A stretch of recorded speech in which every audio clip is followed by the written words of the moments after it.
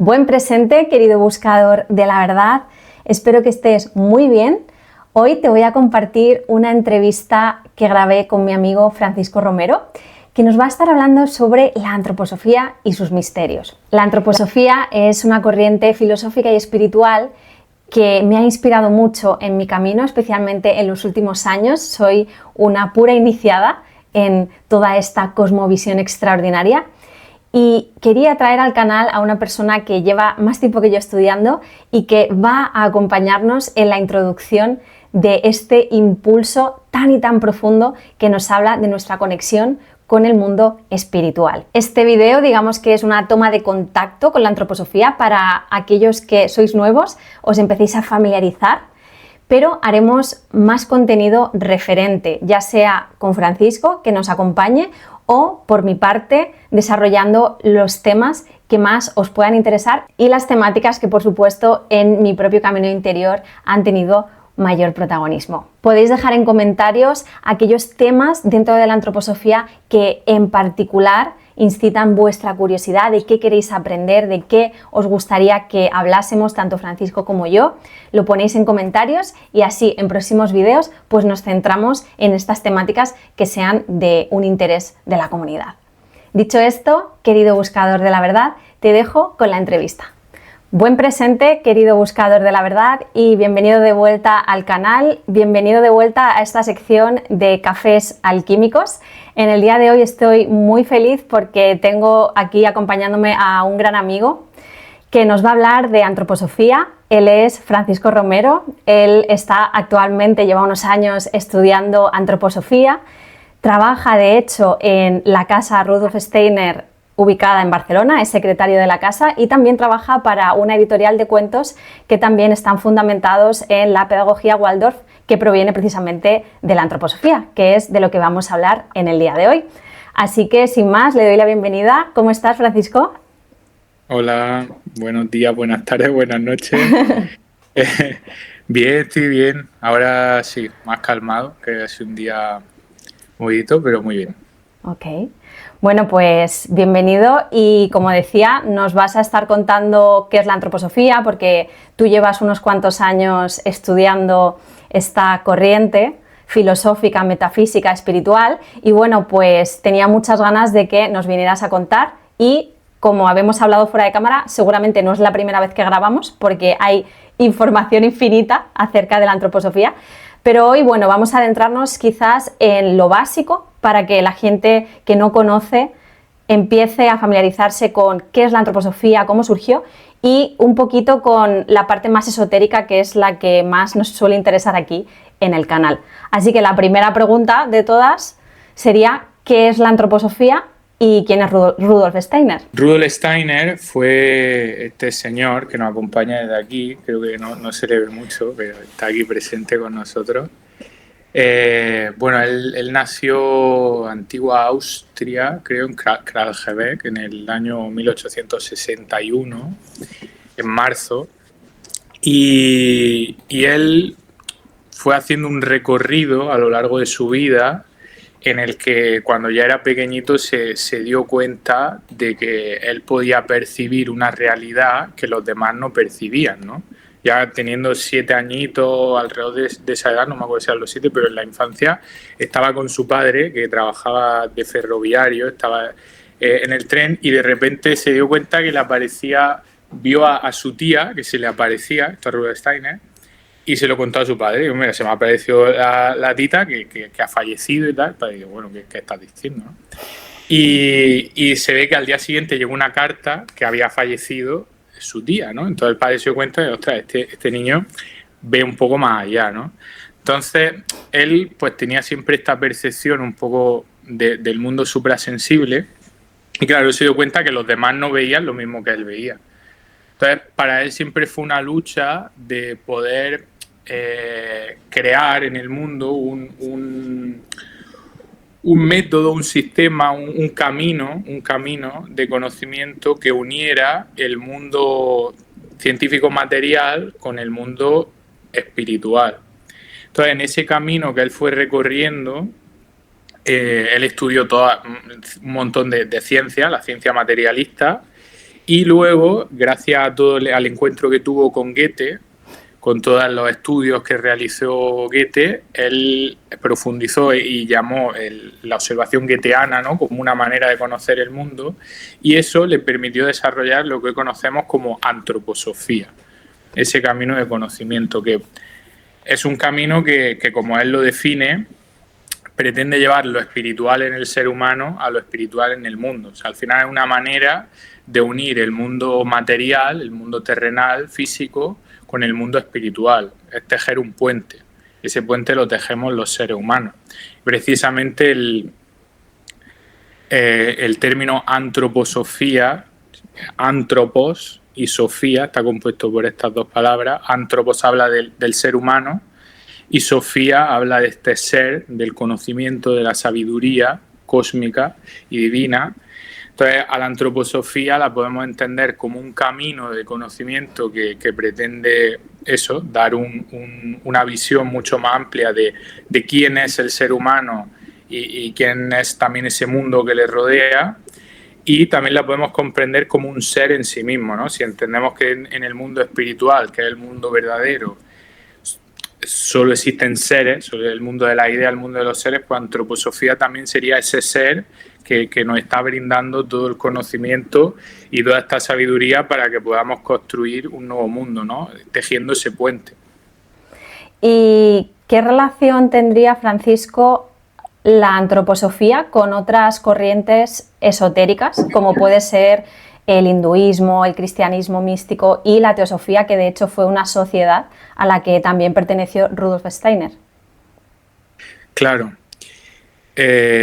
Claro, nosotros en Occidente, como tradición espiritual de Occidente, digamos que tenemos el cristianismo, o el cristianismo esotérico, el cristianismo, los rosacruces, masonería, están ahí como la filosofía de Grecia, ¿no?, como tradiciones espirituales aquí en Occidente, pero principalmente en los últimos siglos de lo que más hemos bebido aquí ha sido de todas las tradiciones espirituales orientales. El budismo, el hinduismo, un poco también la zona de China. Entonces, como que, claro, cuando Steiner comenzó a avanzar en sus investigaciones, claro, es lo que se encontró, que ya estaba, digamos, circulando, pues era toda la teosofía que se fundó con Blavatsky, Elena Blavatsky, en Estados Unidos, junto con otra persona. Y eso, en Alemania, pues había círculos donde se estudiaba la teosofía, y él perteneció porque era un poco las corrientes que se estaban dando en ese momento espirituales. Entonces ahí todavía, digamos que la antroposofía como tal todavía no estaba así en el mundo, sino que él estaba haciendo aún sus investigaciones, porque al final tenemos que entender que la antroposofía surge ligada a la biografía de Steiner. O sea, es muy importante ligar su biografía con lo que es la antroposofía. Y claro, tiene que ver en el sentido de que lo que hace Steiner con la antroposofía es recoger todas esas corrientes espirituales que estaban, la corriente hinduista, la corriente budista, la corriente cristiana esotérica, las corrientes precristianas, todo lo celta, toda la filosofía griega, toda la sabiduría también de los misterios de Egipto, la sabiduría de los misterios del norte, de los misterios germanos, de los vikingos. Él recoge todas esas corrientes, que las podríamos resumir en las corrientes del norte, las corrientes del sur, las corrientes del este y las del oeste. Entonces él recoge toda esa sabiduría y digamos que la traduce a un lenguaje que los seres humanos podíamos comprender en este presente. Pues claro, si tú te vas a los textos teosóficos y empiezas a estudiar en términos sánscritos, hay muchas cosas que son muy difíciles de vivenciar, ¿no?, de hacer ese conocimiento vivencia.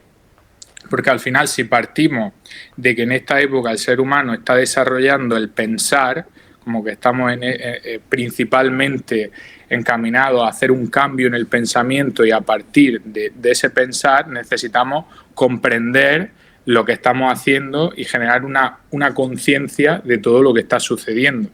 Entonces, claro, si cogemos textos antiguos, ese pensamiento y esa conciencia nos cuesta mucho cogerla porque no entendemos, no vivenciamos esas palabras y esos términos.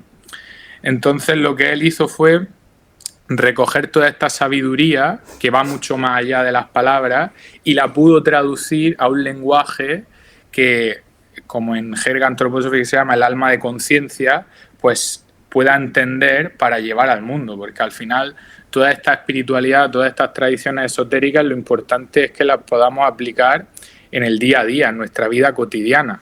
Que ya no sea que tengamos que irnos a un ashram, a una montaña, a una cueva, a un monasterio, a un centro apartado de la vida ordinaria para poder desarrollar un camino espiritual. Entonces, claro, había que hacer como un proceso de conversión y de unificación de todo esto para que el ser humano pudiese seguir avanzando. Y todo esto es lo que hace Steiner y lo que hace la antroposofía, ¿no? Recoger todas estas vertientes y encaminarlas en como un embudo, ¿no? La imagen que me viene como... Pues claro, pero todo esto es un proceso, no es que digas que Steiner hizo esto y ya está dado o que ya está hecho, no. Es algo que se reunió y se hizo, pero luego eso tenemos que hacerlo los seres humanos, porque claro, hay seres humanos que venimos más de unas corrientes, otros que venimos de otras, y homogeneizar todo eso pues también es un proceso. Claro, desde la antroposofía hay muchos conceptos clave, pero hay uno que me parece crucial, que es la ciencia espiritual, ¿no? La ciencia espiritual, hablamos mucho en el canal de lo que es la ciencia espiritual. De hecho, a mí me inspiró la antroposofía, ¿no? A hablar de este tema y a darle visibilidad, que es una ciencia olvidada, digamos. Y quería que nos contaras un poquito qué entiende la antroposofía precisamente por ciencia espiritual y en qué se diferencia de la ciencia tradicional, la ciencia pues materialista. Sí, esto es una aportación muy interesante que hace la antroposofía, Steiner, porque claro, hasta en el siglo XIX, ¿no? 1800 y luego siglo XX también, digamos que la humanidad llegamos a un punto donde las ciencias materiales, o sea, el materialismo llega a unos niveles muy altos, ¿no? Donde la densificación y la carencia del sentido y del espíritu están por todos lados, ¿no? Y se puede ver donde ya hay una separación muy grande entre lo religioso y la ciencia, hay como una brecha entre lo espiritual y lo material, y los seres humanos estamos en ese materialismo en auge, ¿no? En toda esa ciencia escéptica en la que solo está lo cuantitativo. Entonces, eso es muy importante porque gracias a ese proceso de materialización hemos podido estudiar las cualidades cuantitativas de todos los fenómenos físicos. Y esto es muy interesante. El problema está en si nos quedamos ahí, si el límite del conocimiento se queda en lo que cuantitativamente podemos estudiar a través de los sentidos físicos. Entonces aquí, esta problemática que la tenía Steiner cuando era bastante joven, decía, claro, es que cualquier filósofo que a mí me hable de los límites del conocimiento, que los límites del conocimiento están en la percepción sensorial, quiere decir que esa persona no está vivenciando, no está viviendo ni está viendo todo el mundo espiritual. Y entonces eso para él era un choque, era cómo demuestro que ese mundo físico, material, sensorial está unido, y no solo que está unido, sino que es una manifestación externa del mundo verdadero, que es el mundo espiritual. Entonces, claro, este camino que él hace precisamente de poder unir y de poder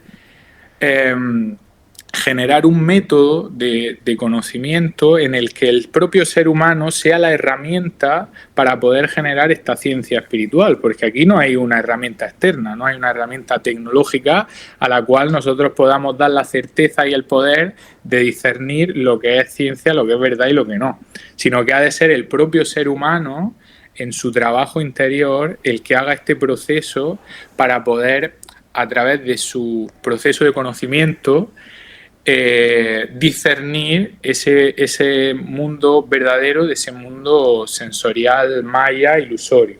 Entonces, claro, la ciencia espiritual da estas herramientas, ¿no? Steiner habla en cómo se alcanza el conocimiento de los mundos superiores, de todo este camino para afinarnos como instrumento a la hora de percibir y estudiar el mundo espiritual de una manera objetiva.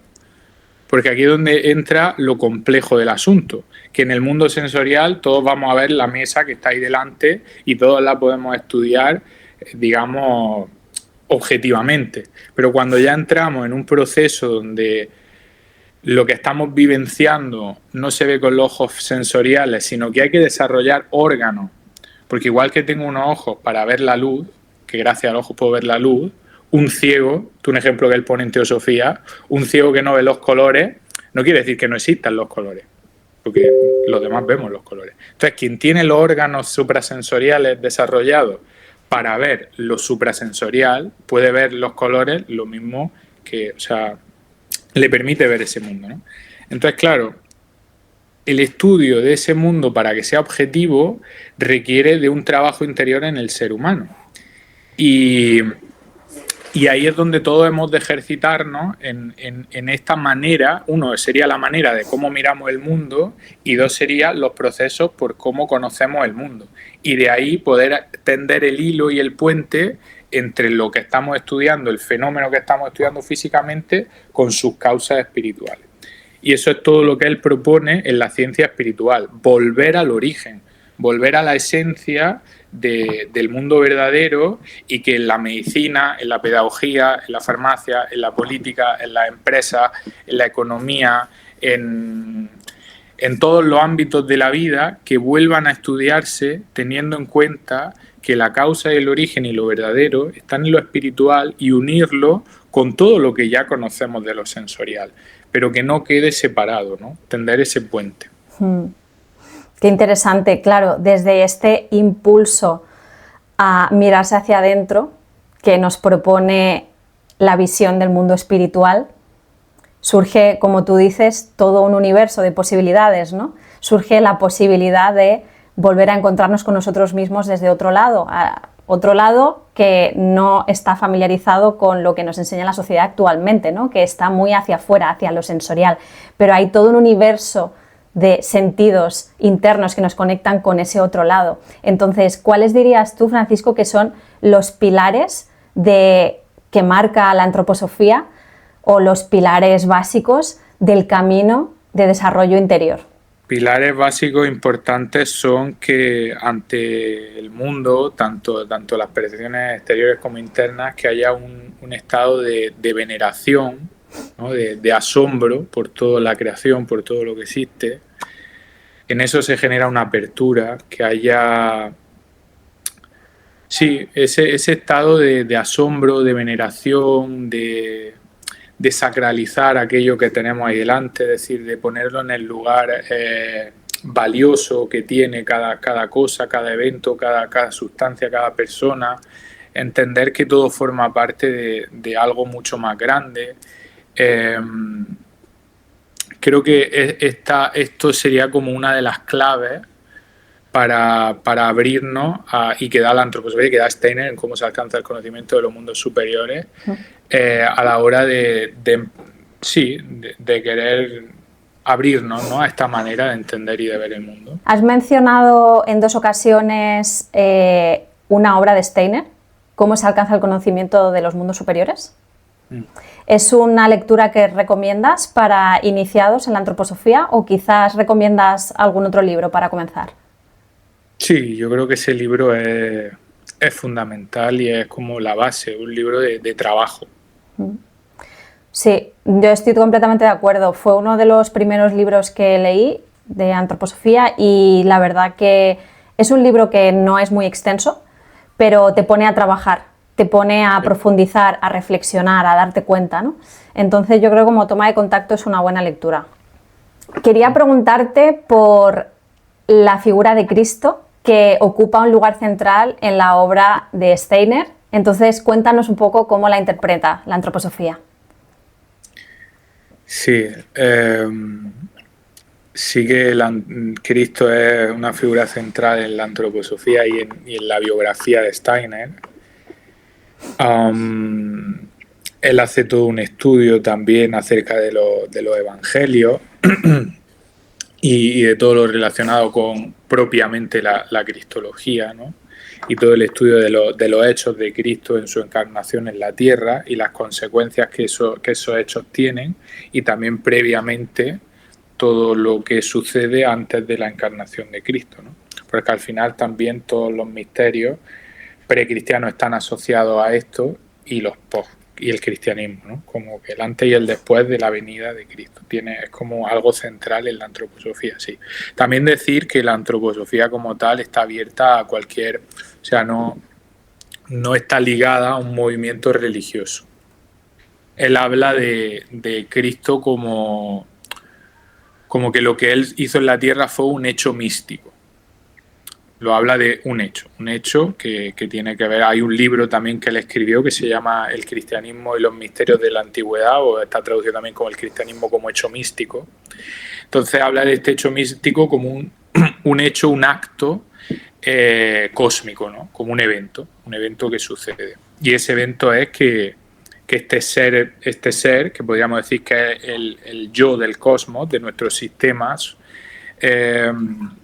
encarna en un ser humano, que es Jesús, a la edad de 30 años, y desde los 30 a los 33 años de la vida de Jesús, este ser que está en ese cuerpo es Cristo. Entonces ahí hay una biografía de 3 años, que podríamos decir que es como un arquetipo también, que nos ayuda a ver cuál es también el arquetipo del ser humano. Entonces, para él esto es un trasfondo fundamental en la antroposofía, porque este ser Sofía también está relacionado con Cristo, y digamos que el ideal del ser humano, el antropos, es también como ese arquetipo al que el ser humano está llamado a ser, es como la guía o la meta, el camino, ¿no?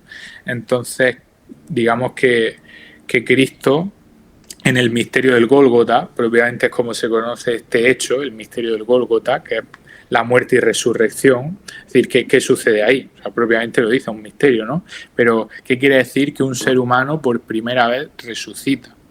Y claro, aquí podríamos verlo desde la perspectiva histórica, es decir, a mediados, según la ciencia oculta, que sería como la investigación que él hace y que escribe en un libro sobre la evolución del ser humano y de la Tierra, habla que a mediados de Lemuria, ¿no? Si tenemos, digamos que en esta época Tierra, en este eón Tierra, tenemos 7 periodos evolutivos, desde la época polar, Hiperbórea, Lemuria, Atlántida, la 5ª época posatlante, que es la que estamos viviendo actualmente nosotros, la 6ª época posatlante y la 7ª época posatlante, que son futuras. Y luego pasamos a otro eón, que es lo que llama futuro Júpiter.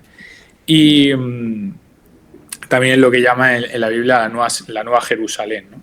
Entonces, como que hay un principio y hay un final. Entonces, en ese proceso, que en el 4º periodo, precisamente que estamos, Tierra, que es donde desarrolla lo terrenal, digamos que el germen del ser humano, que estaba siendo gestado en los mundos espirituales, va descendiendo hasta que sensorialmente en Lemuria, a mitad de Lemuria, que es donde nos cuenta el Génesis en la Biblia, que sucede toda esta cuestión de Adán y Eva, Lucifer, la manzana, el árbol del conocimiento. Ahí suceden una serie de misterios, una serie de eventos, una serie de hechos, donde el ser humano prematuramente deja ese mundo espiritual y empieza a encarnar en un mundo sensorial, en un mundo material.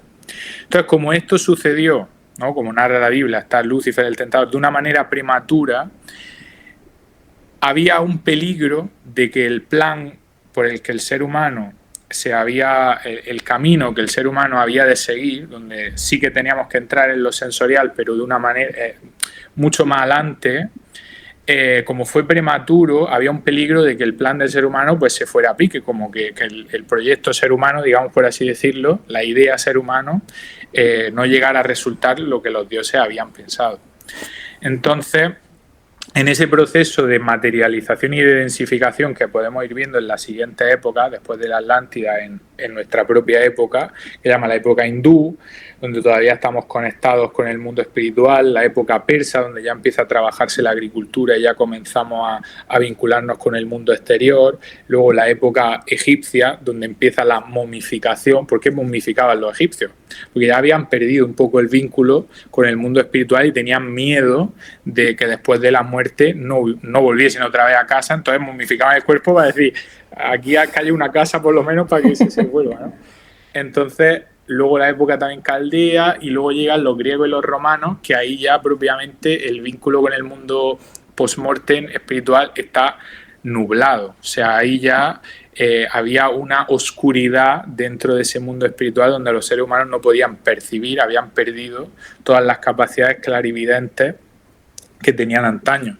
Entonces, claro, había un miedo a la muerte, y todos esos misterios de la muerte estaban como muy presentes. Y ahí es donde estaban las iniciaciones en los templos de misterio, como para volver a unir ese hilo, pero esto se hacía a muy pocas personas, a muy pocos en los templos, y también te jugaba la vida.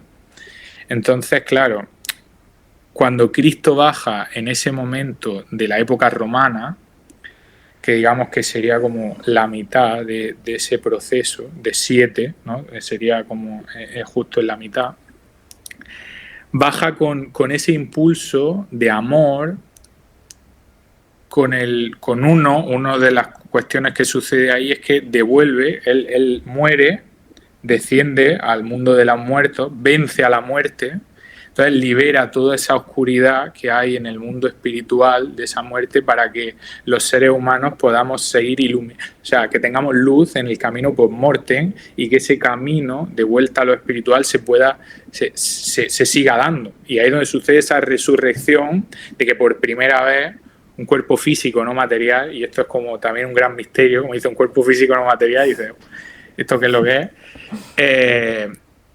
Suceda por primera vez. Entonces esa posibilidad se nos brinda a todos los seres humanos. Y esto permite que la evolución del ser humano, si nosotros queremos, porque tenemos la libertad de hacerlo o no hacerlo, ese plan no está condicionándonos, sino que hay una libertad de que eso suceda o no, y depende de nosotros. Entonces Cristo, al venir aquí y en esos 3 años, en esa muerte y resurrección, nos brinda la posibilidad de volver a conectarnos con todo el mundo espiritual. Entonces la antroposofía lo que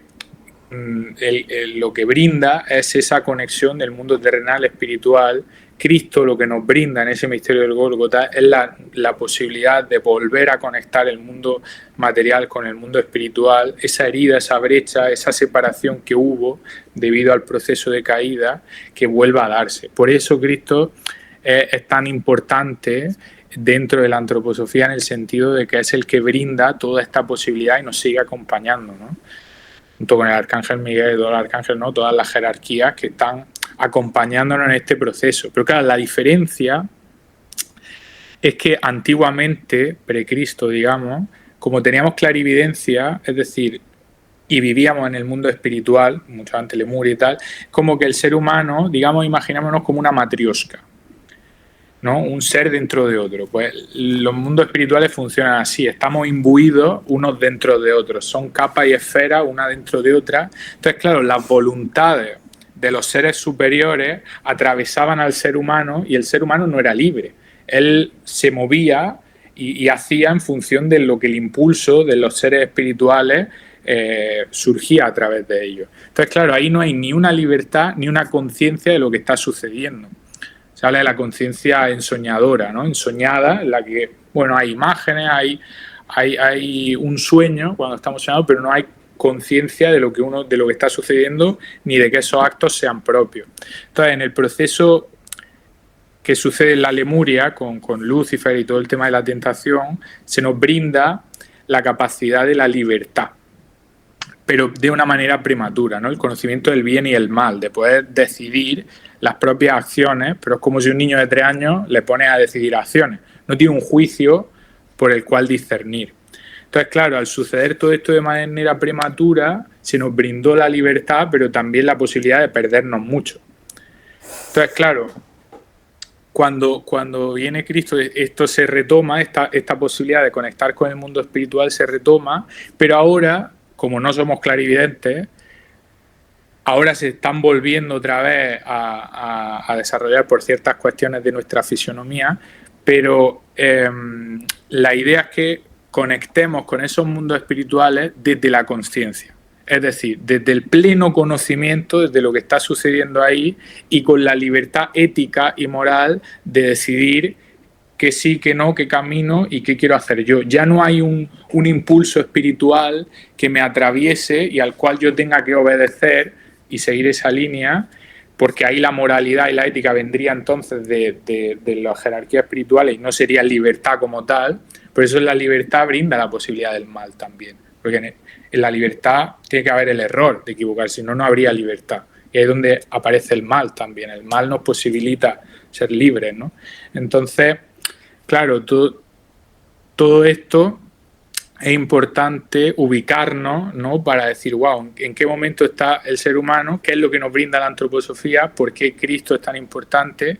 Y digamos que toda esta historia nos ayuda a comprender todos estos hechos que son un misterio, ¿no? Y siempre se pueden ver desde puntos muy amplios.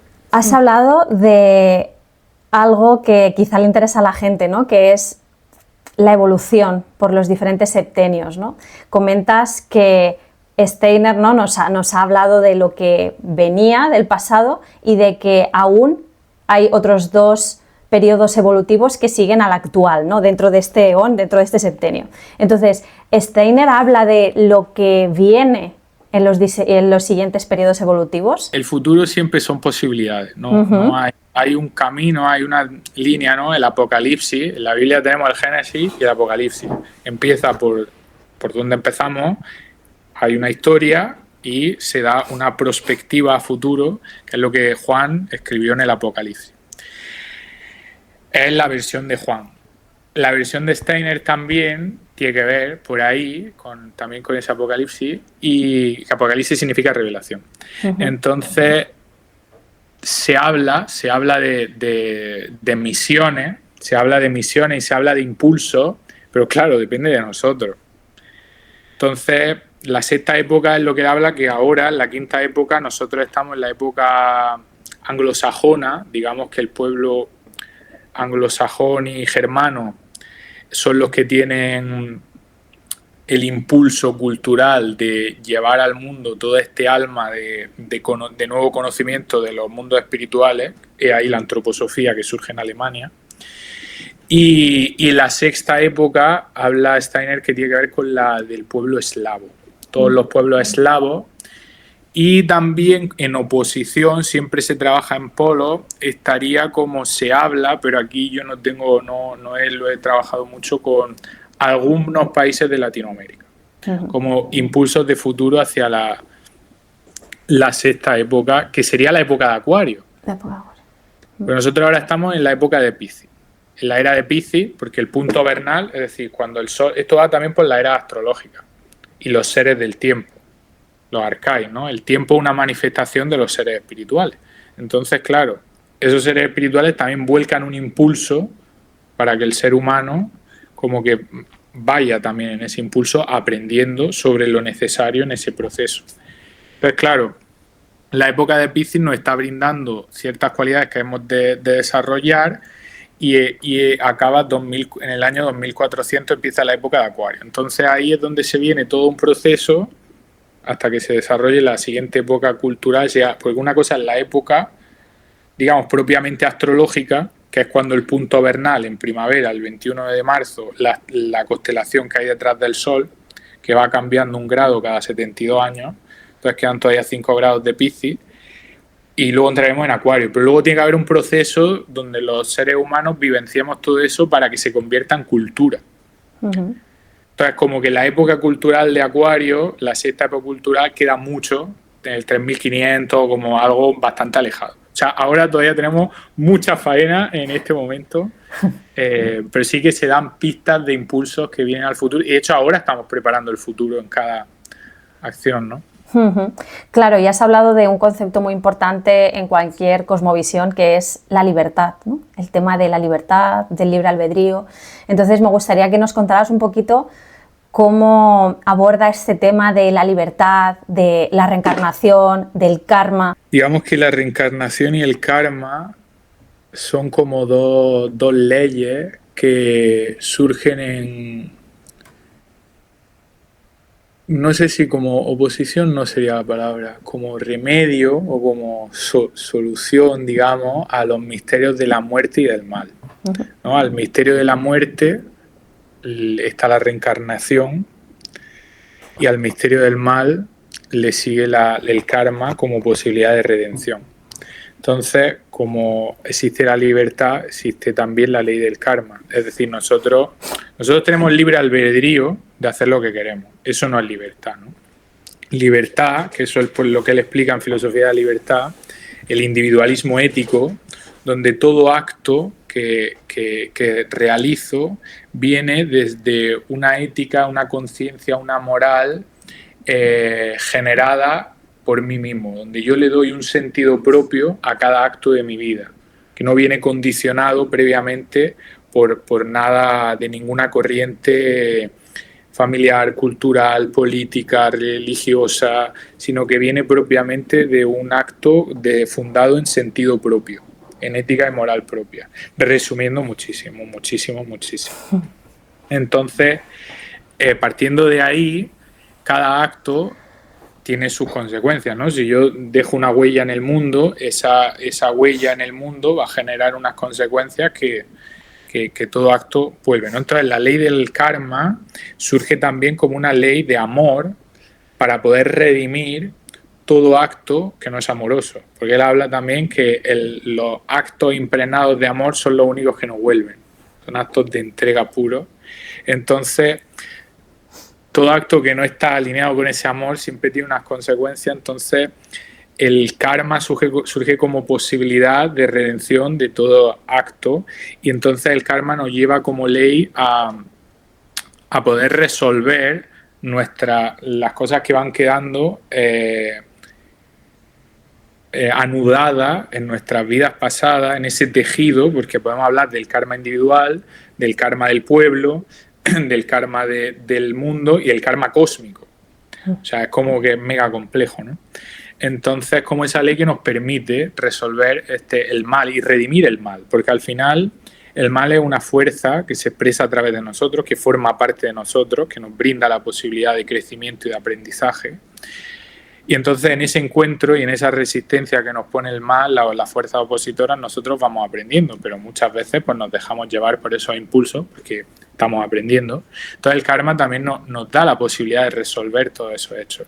Y el karma es una ley que es la ley del encuentro también. Nos va a llevar a encontrarnos en cada vida con las personas y en las situaciones adecuadas para poder resolver todo eso que dejamos. Y el karma no determina, porque el karma nos lleva a tener encuentros, es decir, tú y yo nos encontramos, te encuentras otra persona, te encuentras personas en la vida, pero digamos la historia que se teje en ese encuentro, eso está dado a la libertad de cada ser humano. Tú puedes encontrarte con un vínculo karma, un hecho que viene del karma, pero lo que ahí va a suceder va a depender en ese momento de la libertad de esas dos personas.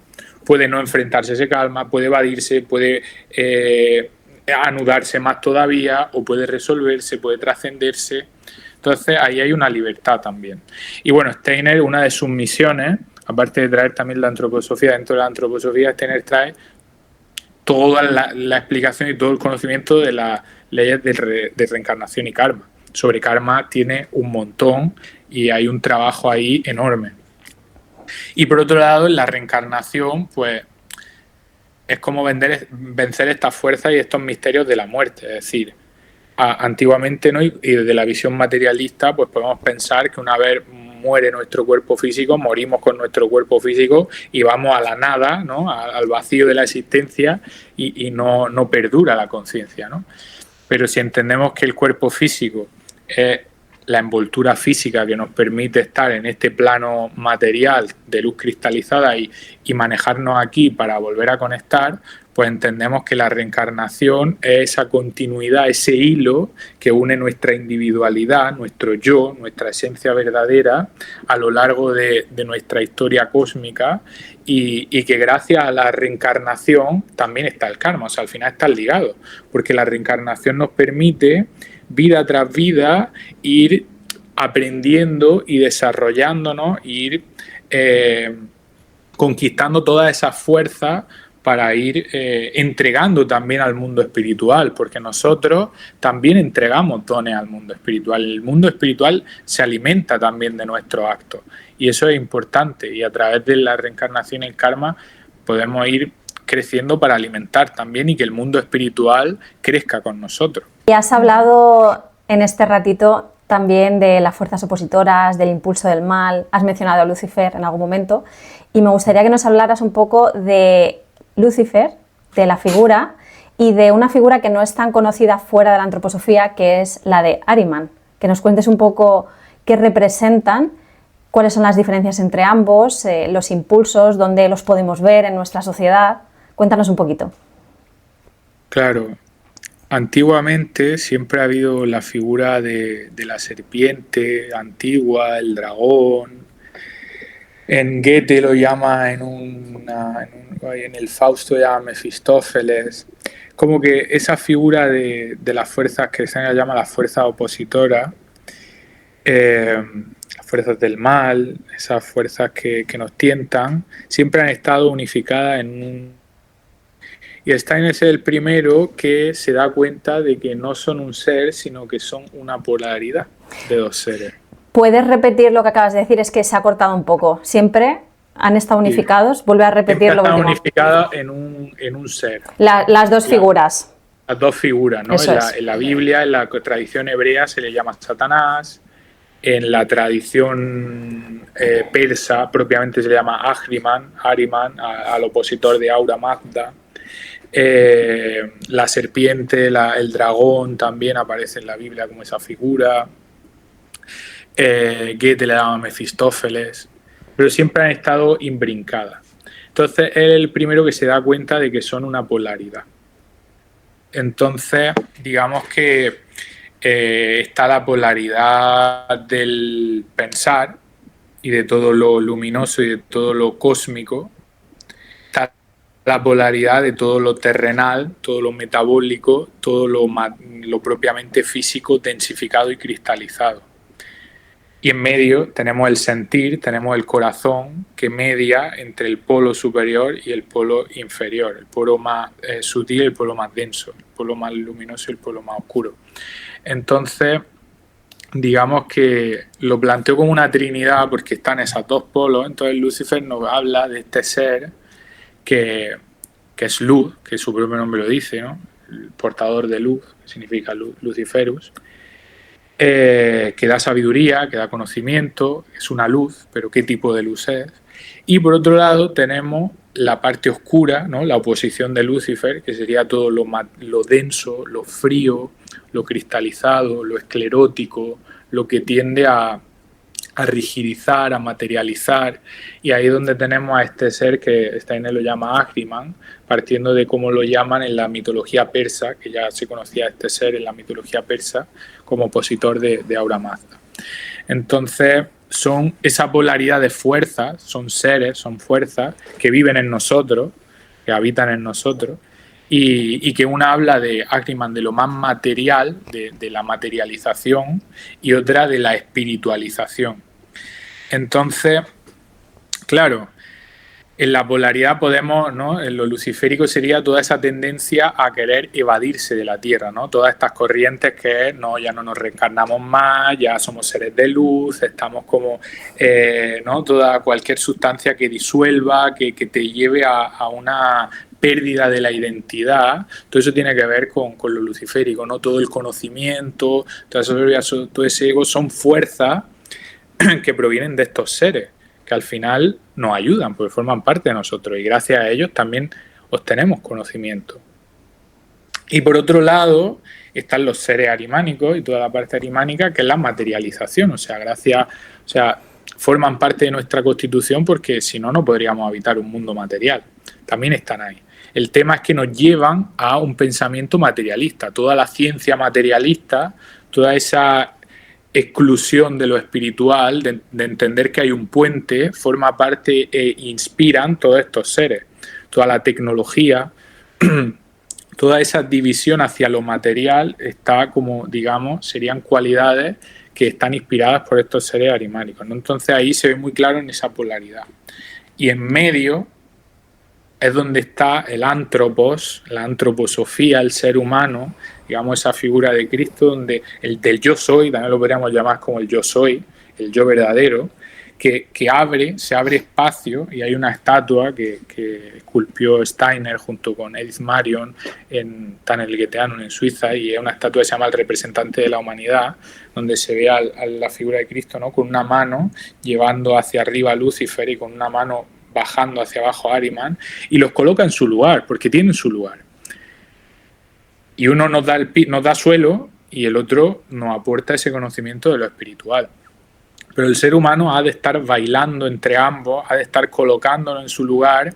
Por eso son fuerzas opositoras, porque quieren oponerse a nosotros en nuestro camino, y gracias a esa oposición y a esa resistencia nosotros nos vamos desarrollando, y gracias a nuestros actos ellos se van redimiendo, porque ellos son fuerzas opositoras, es decir, se han quedado rezagadas en la evolución cósmica, se quedaron rezagadas y no aprendieron lo que tenían que aprender en su momento. Entonces la evolución siguió, pero ellas se quedaron atrás. Entonces, claro, ahora quieren llevarnos a su terreno, pero nosotros también tenemos la posibilidad de devolverla a un lugar en ese camino evolutivo. Al final el mal es un bien en un lugar adecuado, o es un bien fuera de tiempo.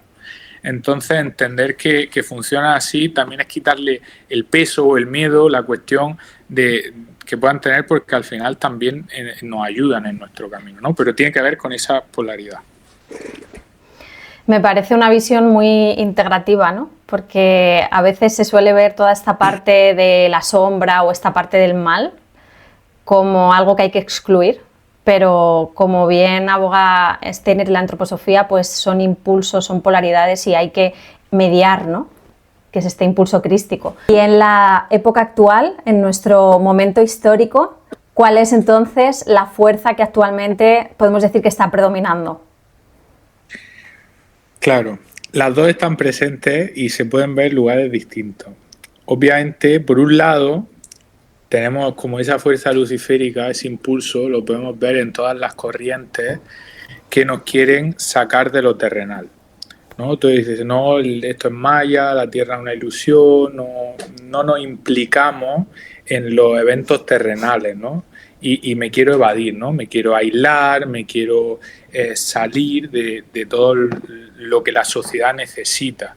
Todas estas corrientes que vienen un poco más de Oriente, donde hay una disolución en el todo, todas las drogas al final llevan a una disolución, una pérdida de la conciencia y de esa individualidad. Entonces, por un lado, en todas esas cuestiones podemos ver un impulso más, digamos, luciférico, ¿no?, más ese impulso. Y por otro lado, que es el que está cogiendo cada vez más fuerza y el que está mucho más presente y que vemos tan actualmente, es todo el impulso tecnológico.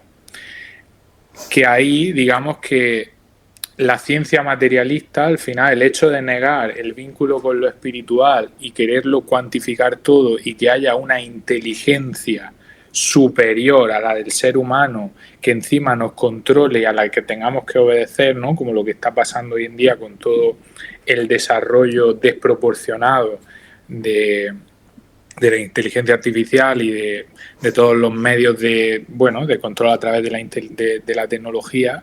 Pues ahí vemos el impulso opuesto, el impulso de la obediencia, el impulso de la estructura, de querer atrapar al ser humano en un mundo material puramente, donde no exista ni un atisbo de espíritu, pero ya ni de alma. Entonces, donde sea todo mecánico, donde sea todo automático, donde todo esté cristalizado y rigidizado y gris y frío, ¿no? Entonces ese impulso viene de este lugar, de estos seres, y el ser humano tiene un desafío, porque al final todo esto viene para ayudar al ser humano, porque la tecnología es súper útil y está para ayudarnos en nuestro desarrollo, en nuestro crecimiento. La cuestión está si la tecnología me sirve a mí o soy yo el que sirvo a la tecnología. ¿En qué lugar nos ponemos nosotros? Si nosotros perdemos el lugar central, ahí estamos perdidos. Entonces, Steiner también habla de todo esto, de todo este impulso. Él dice, todo esto es necesario que pase, no podemos impedir que pase, va a suceder, pero nos tiene que pillar despiertos. Tenemos que estar atentos para que todo esto sea un impulso de crecimiento y de desarrollo, no un impulso donde nos perdamos en ello. Entonces, claro, sí que es verdad que hoy en día ese impulso del transhumanismo, de todo lo que viene con lo tecnológico, está muy fuerte, muy presente. Hay muchas personas que están muy centradas y muy enfocadas en eso y tienen una visión muy materialista de la vida y del mundo, y para ellos todo lo tecnológico es una solución, donde hoy en día cualquier persona te dice, no, pero tu psicólogo ChatGPT, tu psicólogo te resuelve todo el trabajo te lo hace, te envía los correos. Entonces, ¿dónde estás tú? ¿Dónde quedas tú dentro de todo eso? Se pierde tu identidad, se pierde tu voluntad, tu capacidad de tomar decisiones, porque todo lo delega a una inteligencia supuestamente superior a la tuya. ¿Dónde está la creatividad ahí, no? Todos estos seres opositores no pueden crear nada nuevo. Todo lo que crean es porque nosotros creamos y se aprovechan de eso. Entonces, aquí hay mucho detrás. Entonces, ir despertando, ir viendo y poniendo atención, porque esto se va infiltrando como de a poquito. Son pequeñas decisiones, y cuando has cedido mucho terreno en cosas muy pequeñas, te das cuenta que has cedido mucho. Entonces, pues aquí yo creo que en estas dos cuestiones de las drogas por un lado y todo lo evadir la tierra y de evadir todo el trabajo terrenal, está un impulso luciférico, y en todo lo material y en toda esa rigidización y toda esa negar lo espiritual, pues hay otro impulso, ¿no? Opuesto. Pues Francisco, me ha encantado este compartir. Hemos llegado al final, pero siento que han quedado obviamente un montón de temas por tocar. Entonces yo voy a animar a la gente que nos ha estado escuchando que pongan en comentarios qué temas les han interesado más, para que quizás sigamos profundizando en otras ocasiones. Y bueno, hemos preparado también previamente una serie de temas que queríamos hablar y aún nos quedan, entonces vamos a grabar más episodios. Y me parece el tema que has tocado como último, pues un tema importante para que cerremos este compartir, que es la reflexión de cómo estamos usando la tecnología hoy en día, que como bien has dicho, estamos en la posición de que nos sirva a nosotros en nuestro proceso, o nosotros estamos sirviéndole a ella y nos estamos perdiendo y nos estamos olvidando de quiénes somos. Entonces, me gustaría cerrar con esa reflexión para las personas que nos están escuchando, y no sé si quieres compartir algo más ya para cerrar. Bueno, agradecido de compartir y bueno, yo os comparto al final hasta donde yo llego en este momento, y también pues lo que vivencio, y es un placer poder compartirlo para personas que estén también en una búsqueda, en un camino, pues al final nos ayudamos entre todos, ¿no? Genial. Y para todas aquellas personas que estén aquí ubicadas en España, más concretamente, bueno, en Cataluña, que es donde tú estás, pero hay más puntos de referencia antroposóficos en toda España, pero en particular donde tú estás ubicado, si nos puedes comentar un poco sobre la Casa Steiner, qué actividades hace, dónde está, que la gente que sienta este impulso de conocer más pueda acercarse. Sí, pues la Casa Rudolf Steiner es un centro cultural de orientación antroposófica y está aquí en Barcelona, en el barrio de Sarriá. Entonces aquí hacemos pues cursos, hay cursos de introducción a la antroposofía, sobre filosofía de la libertad, ciencia oculta, teosofía, cómo alcanzar los mundos superiores, se trabaja en esta obra. También hay talleres puntuales de fin de semana donde se abordan temas de la tecnología, sobre medicina antroposófica, pedagogía Waldorf, hay cosas también de agricultura biodinámica, temas muy variados, también de esoterismo, la corriente del grial. Bueno, hay como muchas temáticas que se van tocando los fines de semana, aparte de estos talleres rítmicos, y también tenemos librería, o sea, para todas las personas que estén buscando libros de corriente antroposófica, tanto de Steiner como de otros autores, biblioteca, es un espacio para compartir, también para socializar, así que a toda persona que quiera conocerlo, pues bienvenida a eso. Sí, os pondré en la descripción del vídeo el sitio web, por si la gente quiere explorar y dónde está ubicada. Y bueno, pues Francisco, si te parece bien, seguimos en otra ocasión hablando de antroposofía y de todos sus misterios. Muchas gracias por acompañarnos. Un placer, gracias a vosotros.